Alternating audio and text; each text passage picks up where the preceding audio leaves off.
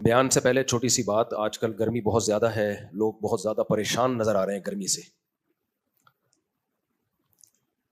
تو اتنا پریشان ہونے کی بالکل بھی ضرورت نہیں ہے. اور ہر سال ایک نعرہ لگایا جاتا ہے، بھائی اس سال ایسی گرمی پڑ رہی ہے کہ پچھلے 40 سال کا ریکارڈ ٹوٹ گیا. ایسا کچھ بھی نہیں ہے. یہ گرمی ہم بچپن سے دیکھتے آ رہے ہیں، اور ہر دفعہ یہی کہا جاتا ہے کہ اس سال ایسی گرمی پڑ رہی ہے کہ 40 سال میں ہم نے ایسی گرمی نہیں دیکھی. اس لیے اتنا زیادہ ٹینشن لینے کی ضرورت نہیں ہے. اللہ تعالیٰ نے انسان میں نا ایک لچک رکھی ہے، ماحول کے حساب سے اس کی باڈی اپنے آپ کو اس کا عادی بنا لیتی ہے. زیادہ ٹائم نہیں لگتا اس میں. ہم جب سردی میں بیٹھتے ہیں ہماری باڈی فوراً اپنے آپ کو سردی کے حساب سے ایڈجسٹ کرنا شروع کر دیتی ہے. گرمی میں بیٹھتے ہیں گرمی کے حساب سے ایڈجسٹ کرنا شروع کر دیتی ہے. تو چند دن لگتے ہیں، اس کے بعد عادی ہو جاتا ہے. کیونکہ میں جس کو بھی دیکھ رہا ہوں، اوف گرمی، بیٹھا نہیں جا رہا، کبھی یوں ہل رہا ہے کبھی یوں ہل رہا ہے. بس کرو یار، کیوں اپنے آپ کو عذاب میں ڈالا ہوا ہے؟ پسینہ نکل رہا ہے جو تو نکلنے دو پسینہ میرے بھائی. اللہ تعالیٰ نے یہ پسینہ بھی نکالنے کے لیے رکھا ہے، تو یہ نکلے گا تو طبیعت سیٹ ہوگی. اللہ تعالیٰ دیکھو، فطرت سے مت لڑو. اگرچہ میرا یہ ٹاپک نہیں ہے، ابھی میں مولانا آدمی ہوں، میں کیوں میڈیکل سائنس کے اور صحت کے نسخے بتاؤں آپ کو. لیکن آدمی اسٹریس میں جاتا ہے، ہر آدمی منہ پہ یہی اوف گرمی، اوف بہت گرمی ہو رہی ہے، بہت گرمی ہو رہی ہے، ایسے ہل رہے ہیں، کوئی یوں ہل رہے ہیں، جگہ ٹک کے بیٹھ نہیں رہے ہیں. گرمی سردی یہ سب ہماری باڈی کے لیے اتنی ہی ضروری ہے جتنا کھانا اور پینا اور نیند. گرمی میں گرمی کا لگنا ضروری ہے، سردی میں سردی کا لگنا ضروری ہے. سردیوں میں سردی لگنے تو تھوڑی سی، ہاں ایک حد تک. ایسا نہ ہو کہ صبح اکڑے ہوئے بیٹھے ہوئے ہو. ایک حد تک گرمیوں میں گرمی لگنے دو. آپ کو پتا ہے گرم علاقوں کے لوگ جو ہے نا، یہ ڈاکٹروں کی ریسرچ بتا رہا ہوں آپ کو، میں اپنی طرف سے پھینک نہیں رہا. گرم علاقوں کے لوگوں میں اکثروں کی عمر لمبی ہوتی ہے. ہماری باڈی کا پسینہ نکلتا رہتا ہے، نکلتا رہتا ہے، نکلتا رہتا ہے. اللہ تعالیٰ نے اس پوری کائنات کو حرکت کی بنیاد پہ رکھا ہے. یہ جو پوری کائنات کا جو میکینزم ہے نا، یہ چل رہا ہے حرکت پہ. کیا خیال ہے؟ یہ کس پہ چل رہا ہے؟ موومنٹ. کوئی بھی چیز ایک جگہ ٹک جائے گی تو اس کا زوال شروع. کوئی بھی چیز اس کائنات میں ایک جگہ ٹک گئی نا تو اس کا زوال شروع. ان فی اختلاف اللیل والنہار لآیات لأولی الالباب. اللہ کہتے ہیں زمین اور رات کے اختلاف میں، دن رات کے عدلنے بدلنے میں نشانیاں ہیں. تو اللہ نے ایسا کیوں نہیں کر دیا کہ دن ہے تو دن ہی رہے، رات ہے تو ہمیشہ رات ہی رہے؟ پھر کبھی دن لمبے راتیں چھوٹی، دن چھوٹے راتیں لمبی. اس کائنات میں اللہ نے رکھا کیا ہے؟ آپ بیٹھ جائیں. اچھا، اس کائنات میں اللہ نے کیا رکھا ہے بھائی؟ اختلاف رکھا ہے نا اس کائنات.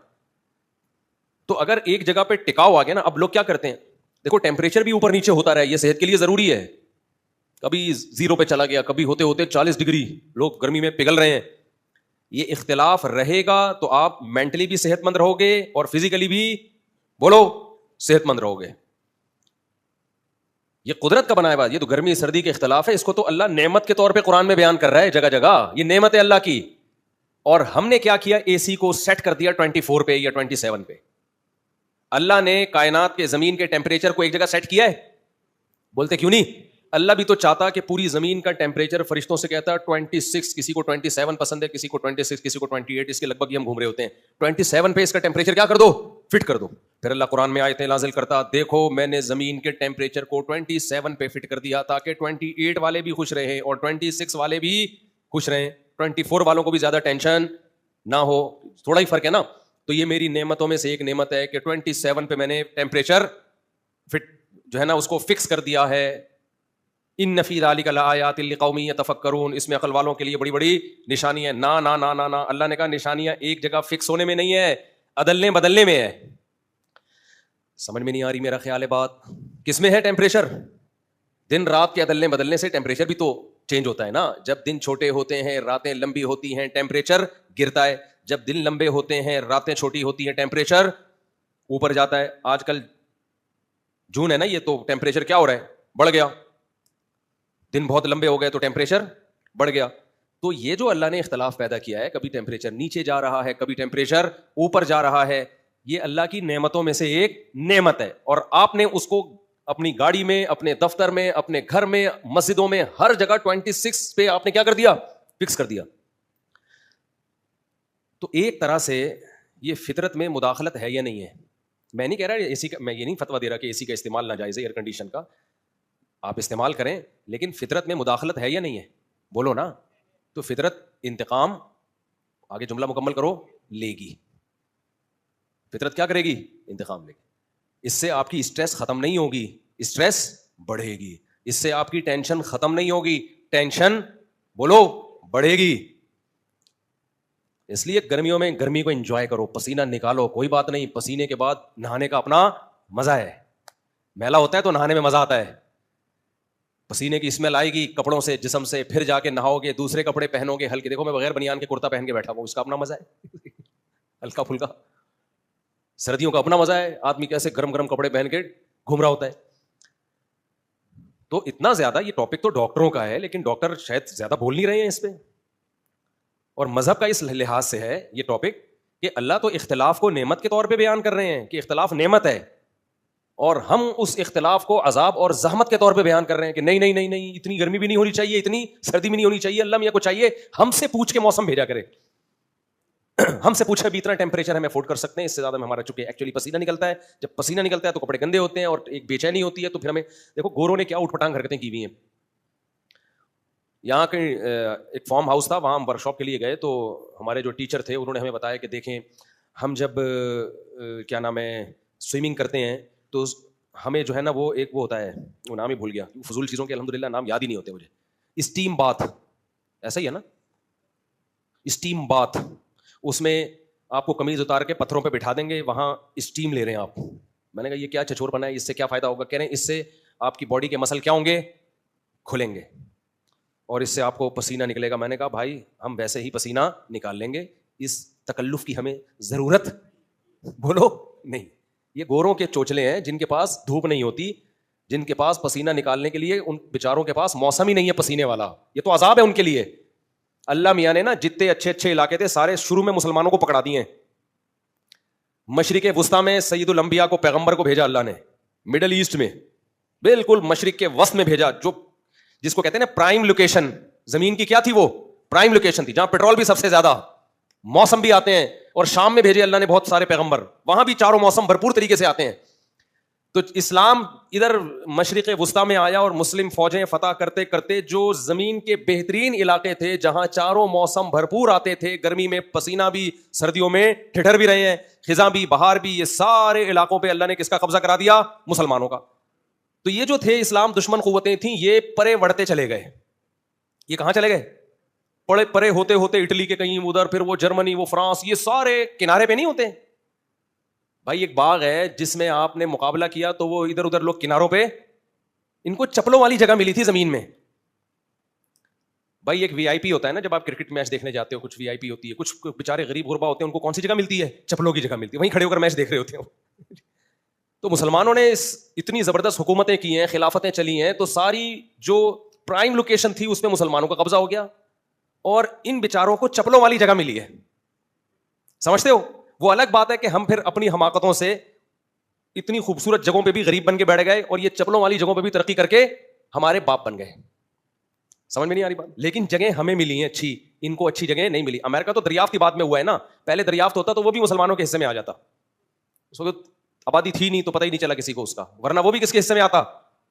وہ بھی مسلمان. امریکہ میں آتے ہیں چاروں موسم, لیکن غیر مسلم کینیڈا دیکھ لو, ڈی فریزر میں کسی کو لے جا کے بٹھا دو. میں وہ لوگ بتاتے ہیں نا -30 -40 ٹیمپریچر, میں کہتا ہمارے فریج میں آ کے بیٹھ جا بھائی, اس سے اچھا ٹیمپریچر ملے گا تمہیں. اتنا خراب ہمارے ڈیپ فریزر کا ٹیمپریچر. منہ سے بول لو مجھے بھی گرمی لگ رہی ہے, خالی آپ کو نہیں لگ رہی ہے. ہاں پھر بھی میں بول رہا ہوں نا, آپ سمجھ رہے ہو خالی آپ ہی کو لگتی ہے گرمی, ہمیں نہیں لگتی. لیکن ہم انجوائے کرتے ہیں, اتنا ٹینشن میں نہیں آتے, ہلتے نہیں ہیں اتنا جتنا آپ لوگ ہل رہے ہو. تو جو بہترین لوکیشن والے ایریے تھے مسلمانوں کے کھاتے میں آ گئے, جو بالکل خراب جہاں میں ناروے, میں یورپ گیا تھا نا 1.5 سال پہلے, 1 مہینے کے پروگرام پہ گیا تھا میں. 1 مہینے کے لیے میں نے سامان پیک کیا تھا زبردست. بھائی اتنا دور جا رہے ہیں, اتنا خرچہ ہو رہا ہے, تو 1 مہینہ تو آدمی, پھر یورپ کے شینجن ویزے پہ کئی سارے ملک ہیں, سب کو کور کرنا تھا. لیکن میں 15 دن سے زیادہ ٹھہر نہیں سکا. کیوں؟ ابے دھوپ چاہیے بھائی. دھوپ مارکیٹ سے کیا چل رہی تھی؟ شارٹ. اتنی لمبی راتیں, دن ہی نہیں نکل رہا یار, بس کرو, نکالو ہمیں یہاں سے. بھاگ کے آئے ہم. خدا کی قسم کراچی میں ایسا مزہ آیا نا, سردیاں تھیں, میں جب واپس پہنچا ہوں ایسی ٹھنڈی دھوپ سردیوں میں کراچی کی یار. नेचर का कोई ऑल्टरनेट, गंदगी अपनी जगह कराची की, ये तो नेचर नहीं है, ये तो हमारे करतूत हैं। फिर भी यार धूप तो मिल रही है ना, इतना मजा आ रहा था धूप में यार, देखो आंखें रोशन हो गई, स्ट्रेस खत्म हो गई। तो अल्लाह मियां ने बार बार कुरान में बयान किया ये जो इख्तिलाफ है ये अल्लाह की नेमतों में से एक नेमत। दिन रात में भी इख्तिलाफ रखा है, एक ही जगह अल्लाह ने सूरज को रोक के नहीं रखा। सुबह के वक्त अलग इंसान की फीलिंग होती है, फजर के वक्त, फिर 10-11 बजे के वक्त फीलिंग, बोलो पूरी जो ये जो सन सूरज है ना, इससे हमारी बॉडी और हमारा दिमाग क्या है, कनेक्ट है। देखो मुर्गियां जो है ना, मुर्गियां ये हमेशा धूप रोशनी में अंडा देती हैं। अगर आप इनको तमाम चीजें प्रोवाइड करो, लग्जरी लाइफ दो, सिर्फ रोशनी छीन लो इनसे, अंडा देना छोड़ देगी है भाई। हालांकि विटामिन डी के इंजेक्शन भी लग रहे हो उसको जो धूप से मिलते हैं, सब कुछ दो आप उसको, धूप छीन लो, मुर्गी अंडे की क्या कर देगी, स्ट्राइक, बोलेगी सब कुछ मिलेगा अंडे के अलावा। तो मुर्गी अगर अंडा ही ना दे तो वो किस काम की भाई, क्या ख्याल है भाई, उसको तो रखा ही अंडे के लिए। वो चूहा ना पाल ले आदमी, क्या ख्याल, बिल्ली पाल ले, फिर कुत्ता पाल ले। क्यों नहीं हम कुत्ते बिल्ली पालते, इसलिए कि वो अंडे नहीं देते। आप सिर्फ रोशनी छीन ले मुर्गी से, सनलाइट छीन ले, वो अंडा मार्केट से क्या हो जाएगा, शॉर्ट। इस पे रिसर्च है, मैं हवाई बात नहीं कर रहा। जैसे अच्छा मुर्गी 2 दिन या 3 दिन अंडा देने के बाद नागा करती है, 4-4 घंटे के फर्क से अंडा देती है। देखो आज अगर उसने सुबह 8 बजे अंडा दिया है तो कल 8 बजे के बजाय कब देगी, 12 बजे। सही है ना, बहुत अहम पॉइंट की बात है, इसको गौर से सुनो। कल यहां माहिर मुर्गियात भी बैठे हुए हैं, वो जुहेर साहब बैठे हुए हैं माशाल्लाह, उनको बहुत परिंदों का पता है, हमने भी परिंदे पालना उन्हीं से सीखा है। खैरियत से आप, सही कह रहा हूं ना, गलत तो नहीं कह रहा, बेहतरीन। देखो ये माहिर मुर्गियात हैं, माहिर बहुत कुछ के माहिर हैं, अभी फिर बाद में डिटेल से बात करेंगे। अगले दिन 8 के बजाय कितने बजे अंडा देगी, बोलो 12 बजे, 4 घंटे का फर्क आ गया ना। फिर अगले दिन अंडा देगी 4 बजे, फिर अगला दिन अंडा देगी 8 बजे, देना चाहिए नहीं देगी। क्यों, 8 बजे सूरज मार्केट से शॉर्ट, रोशनी नहीं होती, कि नहीं दो, अंडा रोक के रखेगी वो ऐसे की तैसी। बोले किसी के बाप में ताकत है अंडा निकाल के दिखाए।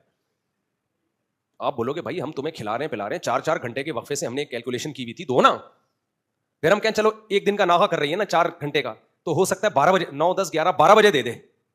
रात को कितने बजे दे दे भाई, 4 के बजाय हो सकता है 8 घंटे बाद दे, नहीं देगी। 12 बजे भी नहीं देगी। आप कह सकते हो 1, 2, 3 हो सकता है 4 बजे दे दे, सुबह 12 घंटे के वक्फे से दे दे, मुर्गी क्या करेगी, नहीं। 4 बजे के बाद 5, 6, 7, 8 बजे अगले दिन जाके फिर देगी, क्योंकि सनलाइट होगी उस वक्त। नहीं आई बात। तो माहिरीन जो है ना, जो मेडिकल साइंस के माहिरीन है, वो कहते हैं जैसे सनलाइट और मुर्गी का आपस में कनेक्शन है, इसी तरह इंसान की बॉडी का भी सूरज की मूवमेंट के साथ, बोलो, कनेक्शन है। आप इस कनेक्शन को आड़ा तिरछा करोगे तो डिस्टर्बेंस पैदा होगी, आपकी बॉडी एहतिजाज करेगी। समझता है बात को कि नहीं समझते हो? तो मैं बात क्या लेके चल रहा था, किधर को चले गए हम? हाँ, तो मैं इसलिए कह रहा था कि ये जो है ना, अल्लाह ताला ने ये पूरा जो सिस्टम बनाया ना, गर्मियों में गर्मी, देखो पंजाब के लोग ज्यादा सेहतमंद हैं आमतौर पे कराची से। उसकी बहुत सारी वजूहात में से एक बड़ी वजह ये भी है कि वहां गर्मी भी टिका के पड़ती है, सर्दी भी टिका के पड़ती है। अब वहां सेहत के इश्यूज खड़े हो गए। मैं पंजाब में अपने रिलेटिव्स में ऐसे लोगों को जानता हूं, 80 साल के हैं, आपको लगेगा ही नहीं कि ये 80 साल के हैं। उनकी जुगतें 80 साल में ऐसी हैं जो 18 साल में नहीं होती। पंजाब में जुगतें भी बहुत होती है ना, ऐसे फ्रेश, कोई परहेज वरहेज भी नहीं। वजह क्या है भाई, जिंदगी में गर्मियों में, बहुत गर्मी में को एंजॉय किया उन्होंने, सर्दियों में क्योंकि एसी नहीं था, एयर कंडीशन नहीं था उनके जमाने में। लेकिन अब जो नई जनरेशन पंजाब में मार्केट में आई है, उनकी सेहतों का बेड़ा गर्क, क्योंकि उन्होंने कहा कि अल्लाह मियां ने जो कुरान में कहा है कि ये जो इख्तिलाफ हमने कायनात में रखा है ये अल्लाह की नेमत है, उन्होंने कहा ये नहीं, टेम्परेचर 24 होना चाहिए। सर्दियों में हीटर पे आ गए और गर्मियों में एसी पे आ गए, ठीक है ना। 24 से ना ऊपर जाएगा ना नीचे। अल्लाह ने कहा ठीक है, फिर मेरे हिसाब से नहीं चलते, अपने हिसाब से चलो, फिर बाद में परेशान मत होना। तो इंसान अपने हिसाब से चलना शुरू हो गया। अब वो फिर जब अपने हिसाब से चलेगा तो फिर वही होगा, 20 किस्म की बीमारियां, कुछ जोड़ों में दर्द, किसी के फेफड़ों के मसले, किसी के किडनी के मसला, इतने किडनी विडनी के मसले मार्केट में आ गए हैं, वजन बढ़ रहा है, पता नहीं क्या क्या मसाइल। तो इसलिए मैं आपके सामने हाथ जोड़ के कहता हूं, अपने बच्चों को भी मेहनत मशक्कत का आदी डालो। समझते हो, थोड़ा गर्मियों में घुमाया करो इनको, एकदम नहीं हाय मेरा बच्चा गर्मी लग गई, हाय कुछ नहीं होता बच्चे को। ہم تو اتنی شدید دھوپوں میں گھنٹیاں بجا بجا کے بھاگتے تھے, کیونکہ سردیوں میں نہیں موقع ملتا تھا. سردیوں میں تو سب باہر نکلے ہوئے, گرمیوں میں سب گھروں میں دبکے میں بیٹھے ہوتے تھے. تو گرمی میں ہی یہ سارے کام ہوتے ہیں. تو پسینہ نکالو, اپنے آپ کو عادی بناؤ ان چیزوں کا. ہاں ایک حد تک ہے, ظاہر ہے اس سے زیادہ آپ جاؤ گے تو اللہ میاں نے بھی ایک باڈی میں ایک طاقت رکھی ہے نا, تو بہت زیادہ ہو گیا وہ ORS کی پانی لے کے گھوما کرو ساتھ میں احتیاطاً, کہ ایسا نہ ہو ایک دم ہی کلٹی نہ ہو جائے. لیکن عادت ڈالو دھوپ میں چلنے کی, دوڑنے کی, بھاگنے کی. بھائی بہت ساری بیماریوں کا علاج ہے پسینہ نکالو نہیں بلکہ دبا کے نکالو, سمجھتے ہو؟ تو اللہ میاں نے اس گرمی میں تمہیں اپنے وزن کو کنٹرول کرنے کا موقع دیا. جو سردیوں میں کھاتے رہے ہو نا اتنا کچھ, اللہ نے موقع دیا اس کو پگھلا کے نیچرل طریقے سے پسینہ بنا کے نکال دو, اور آپ اس پسینے سے کو نکالنے سے بچنے کی کوشش میں لگے ہوئے ہو تو پروگرام بڑھ جائے گا آپ کا. سمجھتے ہو؟ پروگرام کیا ہو جائے گا؟ بڑھ جائے گا. اس گرمی میں بھاگو دوڑو. میں آپ کو, ہاں جن کو عادت نہیں ہے وہ پھر ORS کی بوتل لے کے بھاگیں, کیونکہ بڑھ بھی سکتے ہیں وہ, کیوں عادت نہیں ہے نا. تو ایسا نہ ہو کہ زیادہ پسینہ نکلے, ڈی ہائیڈریشن ہو, انا للہ ہو گیا, پھر میرا بیان جنازے پہ چلا رہے ہیں. انہوں نے کہا تھا کہ بھاگو دوڑو. عادت نہیں ہے تو پھر باڈی کو یوز ٹو ہونے میں ٹائم لگتا ہے. تو یہ اللہ کی نعمتوں میں سے ایک نعمت ہے کہ اچھا یہ بھی ایک بات میں آپ سے عرض کروں, تو نوجوانوں سے میں خاص طور پہ کہہ رہا ہوں, اس گرمی کو انجوائے کرو, لگاؤ گرمی, اس سے آپ کا اسٹیمنا بڑھے گا. سردیوں میں سردی لگاؤ, جت حد تک برداشت کرتے ہو لگنے دو سردی, فائدہ ہوگا اس سے, نقصان نہیں ہوگا. ہاں ایک حد تک. گرمیوں میں گرمی لگاؤ, حتی الامکان کوشش کرو. پہلے زمانے کے جو اطباء اور حکیم تھے نا, آج بھی ہم نے ایسے حکیم دیکھے 100 سال کی عمریں ہیں, گرمیوں میں پنکھا بھی نہیں چلا رہے ہوتے وہ. آپ سمجھو گے بے وقوف ہیں ایک نمبر کے. بیوقوف نہیں ہو, کہہ رہے ہیں گرمی اللہ نے رکھی اس لیے کہ تاکہ لگے. ہماری باڈی میں بہت سارے تغیرات آتے ہیں, سردیوں میں الگ طرح سے کام کرتی ہے, گرمیوں میں الگ طرح سے کام کرتی ہے. تو یہ ساری چیزیں ہماری باڈی کے لیے ضروری ہیں. خیر میں یہ پورا ٹاپک لے کے چل پڑا ہوں. اسی طرح ایک بات کر کے بس پھر میں آگے چلتا ہوں. اسی طرح یاد رکھو, یہ جو سن لائٹ ہے نا, اس میں بھوک لگتی ہے انسان کو ٹائٹ, سمجھتے ہو؟ سن لائٹ بھوک ٹائٹ. آپ صبح ناشتہ کر لو نا سن لائٹ میں, کتنا ہی ہیوی ناشتہ کرو, آپ کو دوپہر پھر بھوک لگ جائے گی دبا کے. اکثر یہ تجربہ کیا ہے, پھر دبا کے بھوک لگے گی آپ کو. تو سورج کی روشنی کا بہت گہرا تعلق ہے میٹابولزم سے, ہر چیز سے, ہماری باڈی سے. تو کھانا میں ہم پتہ ہے کیا دیکھتے ہیں, کتنا ٹائم ہو گیا ہے کھائے ہوئے, لہذا اب ہمیں کھا لینا چاہیے. یہ بالکل غلط سوچ ہے. کتنا ٹائم ہو گیا ہے کھائے ہوئے, اب ہمیں کیا کر لینا چاہیے, کھا لینا. یہ نہیں ہے, صرف اتنا نہیں ہے, یہ بھی ہے. نبی صلی اللہ علیہ وسلم سے جو ثابت ہے جو چیز, وہ ہے ظہیرہ, دوپہر کا کھانا 11:30 12 بجے. یہ کھانا نبی صلی اللہ علیہ وسلم سے ثابت ہے. پھر مغرب کے فوراً بعد, جس کو تاشی کہا جاتا تھا. آج کیا ہو رہا ہے کراچی میں جو کھانے پینے کی روٹین ہے, ابھی میں اس پہ زیادہ بحث نہیں کرتا. جو میں اصل چیز ہے, کیونکہ کھانے پینے کے آپ ڈاکٹروں سے پوچھیں, وہ آپ کو آج کل گائیڈ کر دیں گے, کر رہے ہیں آج کل کے موٹاپے کو روکنے کے لیے. وہ ہے نا مشہور, صبح کا ناشتہ بادشاہوں کی طرح, دوپہر کا کھانا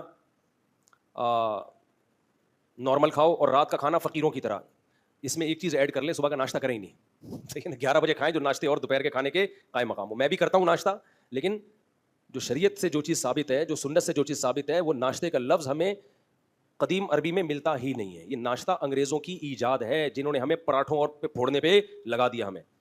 تو ناشتے کا لفظ ہی نہیں ہے اس اسلامی تاریخ میں. یہ تو ہمارے حضرت فرمایا کرتے تھے, انگریزوں کے ہندوستان میں آنے سے پہلے ہم جانتے ہی نہیں تھے کہ ناشتہ کیا ہوتا ہے. عربی میں, قدیم عربی میں ناشتے کا لفظ ہے ہی نہیں. تو چلو کر رہے, وہ آپ کر لیں ناشتہ, لیکن دیکھو رات کا بھی ایک بڑا مسئلہ ہے. ہمارے ہاں کراچی میں نوجوان صبح 11 بجے سو کے اٹھتے ہیں. میں بھی جب تھکا ہوا ہوتا ہوں تو فجر کے بعد نیند پوری کرتا ہوں 11 بجے. ظاہر ہے جب رات کو نیند نہیں آئی تو فجر کے بعد آدمی نے سونا ہے. لیکن آپ تجربہ کر کے دیکھو, آپ رات کو 10 بجے سو کے 3 بجے اٹھ جاؤ نا, دوپہر 2 بجے تک فریش رہو گے آپ. اور آپ صبح سو کے 11 بجے اٹھو گے نا, 12 بجے دوبارہ نیند آئے گی آپ کو. نہیں آ رہی میرا خیال ہے بات. 11 بجے سو کے اٹھو گے, 12 بجے دوبارہ تھکے. آج میں 11 بجے اٹھاؤں نا, کیونکہ میرا سفر تھا, رات کو دیر سے پہنچا, فجر کے بعد میں نے آرام کیا. ابھی پھر نیند آ رہی تھی مجھے, ٹن گر رہا تھا. میں کہہ رہا تھا یار میں اتنا سو چکا ہوں, مجھے پھر کیوں نیند آ رہی ہے. میں نے اس کے لیے چائے بنوائی ابھی, تاکہ میں بیان کر سکوں. تو اس سے پتا, حالانکہ کتنے گھنٹے کی نیند ہو گئی نا پوری, پھر بھی دماغ فریش نہیں ہے. وجہ کیا ہے, آپ فطرت سے لڑ رہے ہیں. اللہ نے سونے کے لیے دن نہیں بنایا, اللہ نے سونے کے لیے کیا بنائی ہے, رات بنائی. میرا بھانجا بیٹھا ہوا تھا, وہ صبح 3 بجے کا اٹھا ہوا ہے, میرے سامنے بیٹھا ہوا تھا, وہ فریش ہے, ابھی بھی بیٹھا ہوا ہے. وہ رات 10 بجے سویا ہے, صبح 3 بجے, 10 سے اندازہ لگو 11 12 1 2 3 5 گھنٹے سویا ہے. وہ ابھی کی بات ہے, آج ہی کی.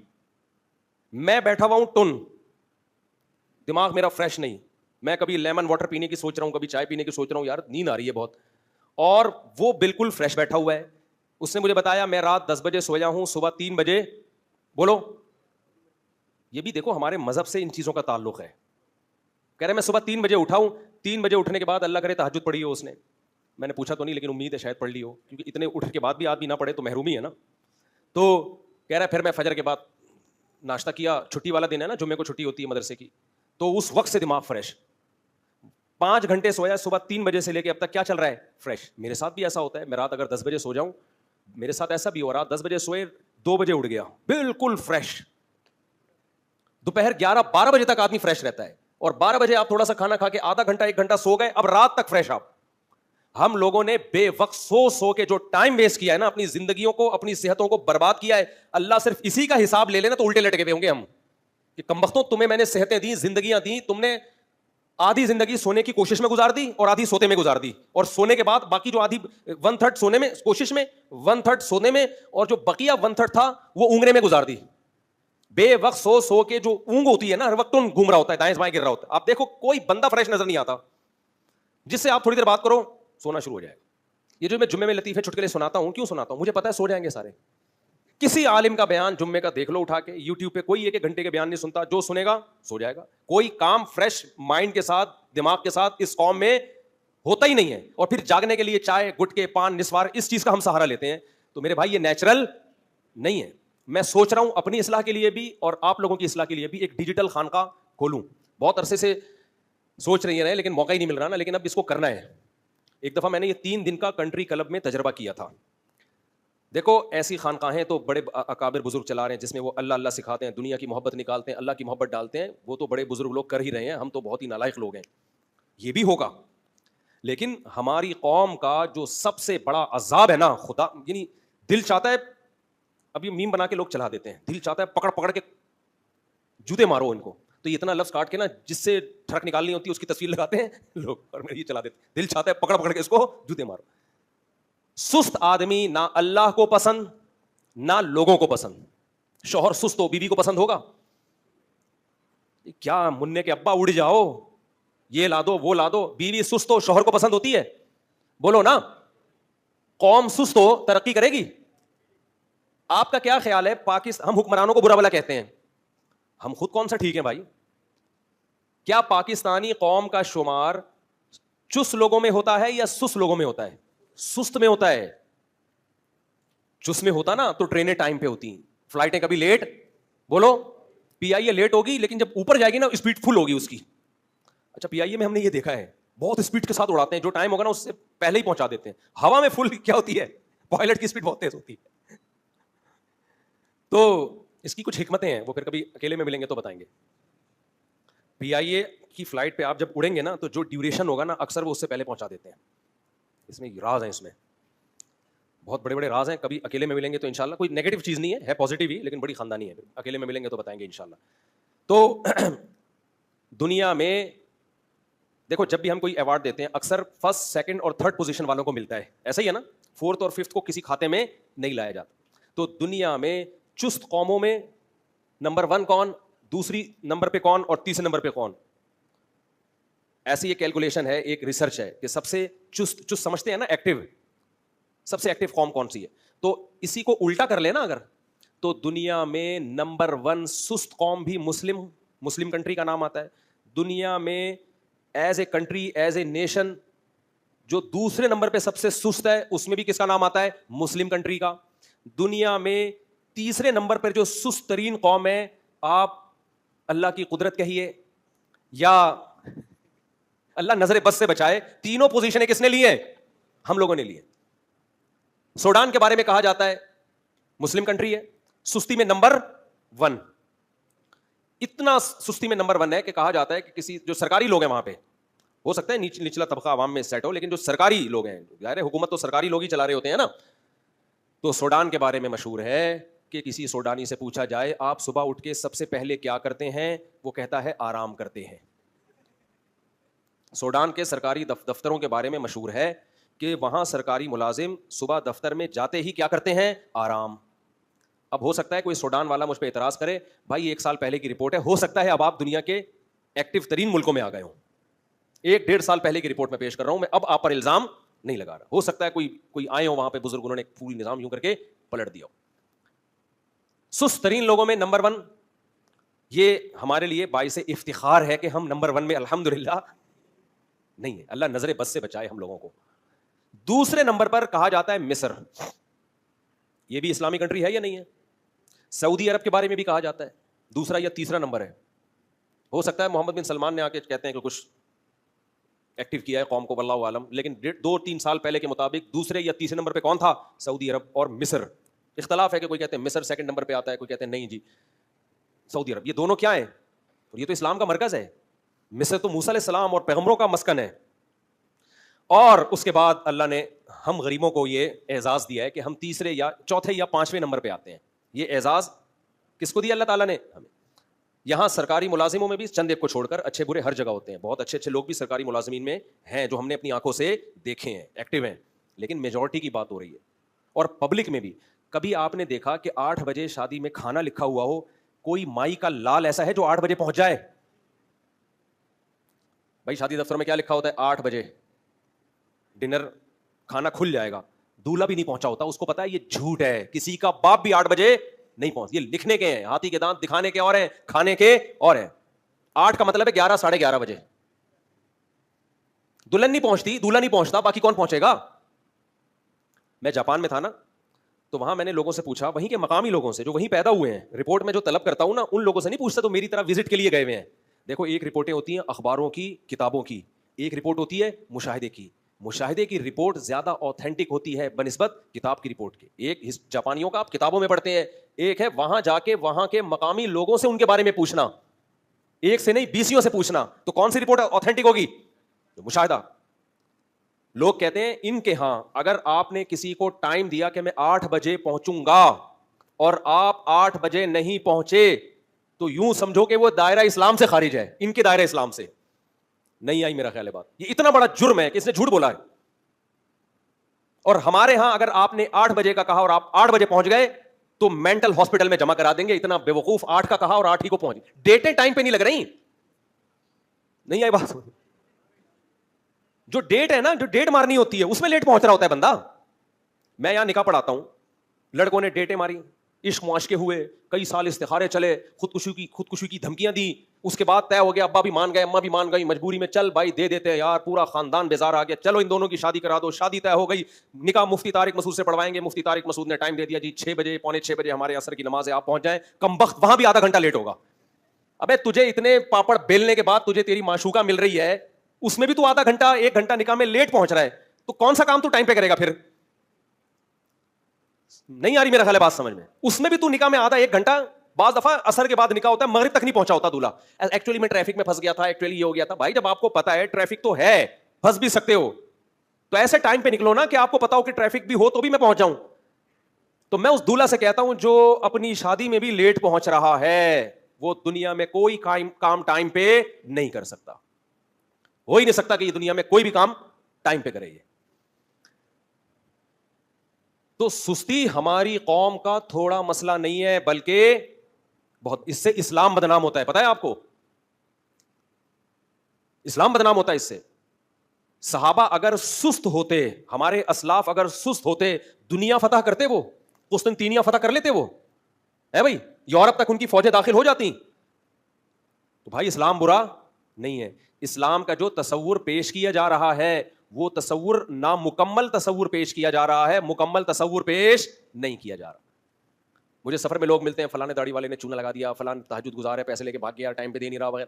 میں کہتا ہوں یا تو اس فراڈی آدمی نے داڑھی رکھی ہے, فراڈی آدمی بھی داڑھی رکھ سکتا ہے, یا یہ کہ اس نے جو بیانات سنے اس میں صرف نماز روزہ سنا ہے, مالی معاملات نہیں سنے.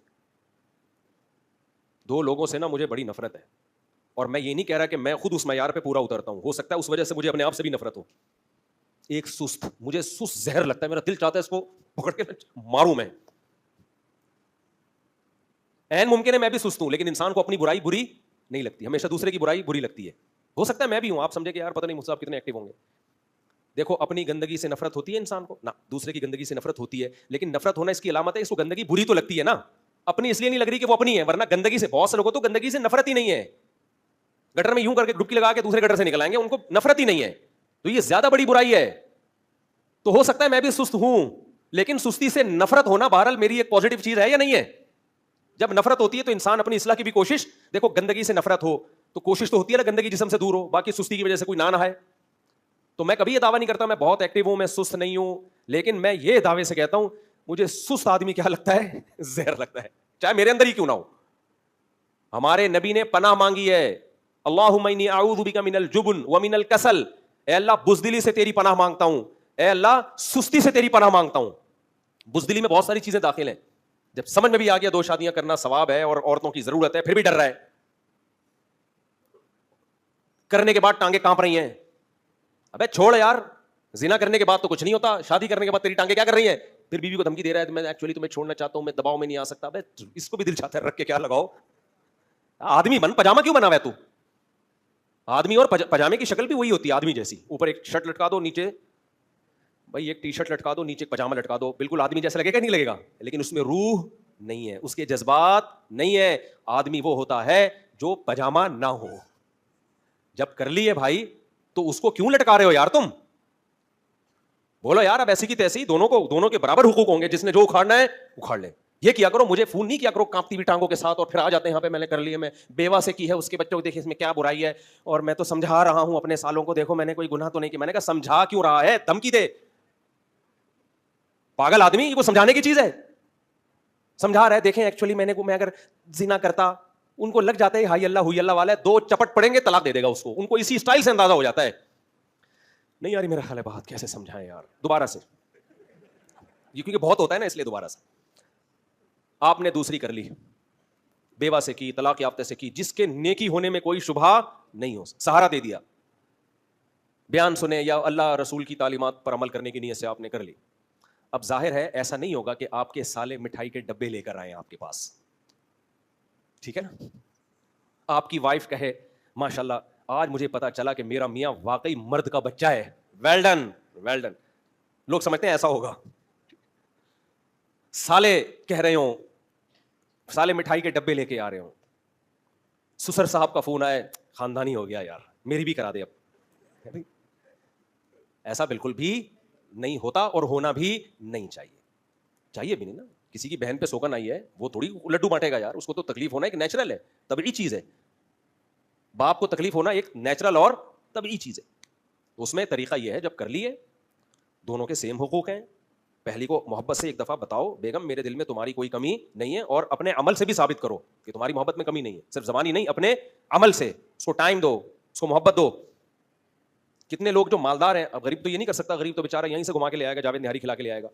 مالداروں کو میں کہتا ہوں یار پہلی بیوی کو دبئی گھما کے لاؤ. ایسا ہوا ہے ایک آدمی نے دوسری شادی کی, بہت تکلیف ہوئی پہلی کو, میں نے کہا اس کو دبئی کے ٹور پہ لے جا بھائی, تو لٹکا کے نہ چھوڑو اس کو, دبئی گھما کے لائے, مختلف ملکوں میں ٹائم, اب اس کو مینج, اس کو زخم اس کو پہنچا ہے نا, تو جو جائز حق ہے وہ اس کو دیا جائے گا.